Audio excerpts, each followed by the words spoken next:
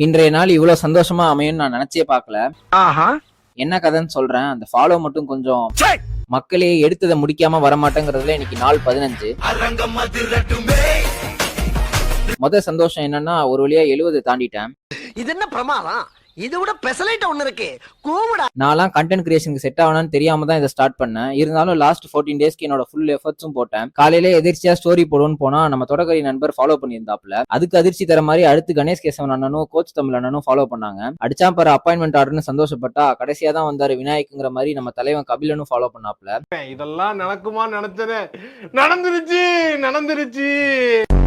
ஆடினே இருப்பேன்னு எல்லாருக்கும் ஒரு நன்றியை போட்டு இன்றைய நாள் கதைக்கு வந்துட்டேன். காலையில ஒரு அருமையான ஓட் மீல சாப்பிட்டேன், 50 கிராம்ஸ் புரோட்டீன். அப்புறம் படிக்கிற வேலையெல்லாம் முடிச்சுட்டு வீட்டுக்கு வந்துட்டு செகண்ட் மீல சாப்பிட்டு உதவும் கரங்களை உள்ள தள்ளிட்டு ஜிம்முக்கு கிளம்பிட்டேன். இன்னைக்கு நமக்கு ஷோல்டர் அண்ட் பைசப்ஸ் தான் ஒர்க் அவுட். ஷோல்டருக்கு 4 வேரியேஷன், பைசப்க்கு 4 வேரியேஷன். பொதுவா நான் வேரியேஷன் அடிக்கடி சேஞ்ச் பண்ண மாட்டேன். எனக்கு கன்வீனியன்டான வேரியேஷன்ல ப்ராக்ரஸிவ் ஓவர்லோட் பண்ணுவேன். Because end of the day எத்தனை வேரியேஷன் மாத்தி போடுறோங்கிறது முக்கியம் இல்ல, எந்த வேரியேஷன்ல மைண்ட் மசில் கனெக்ஷனோட க்ளோஸ் டு மசில் ஃபெயிலியர் வரை ட்ரெயின் பண்றோங்கிறது தான் முக்கியம். இன்னைக்கு சில புது வேரியேஷன் ட்ரை பண்ணேன், எனக்கு ஒர்க் அவுட் ஆச்சு. செட்ஸ் அண்ட் ரிப்ஸ்லாம் கேப்ஷன்ல தட்டி வரேன், வீடியோ சேவ் பண்ணி வச்சுக்கோங்க. அப்புறம் ஜிம்ல இருந்து கிளம்பிட்டு காடிக்கு பெட்ரோல் அடிச்சுட்டு வீட்டுக்கு வந்துட்டு வாட்டர் வாஷ் வேலையெல்லாம் முடிச்சுட்டு பல்கிங் ஷேக்கோட எடிட்டிங் வேலையில உட்காந்துட்டேன். பெத்த சைஸ் வீடியோங்கிறதுனால 3 மணி நேரம் ஆச்சு. அப்புறம் டின்னரை முடிச்சுட்டு ஸ்கின் கேரை பட்டு இன்னைக்கு நாளை முடிச்சுக்கிறேன். நாள் 16ல சந்திப்போம்.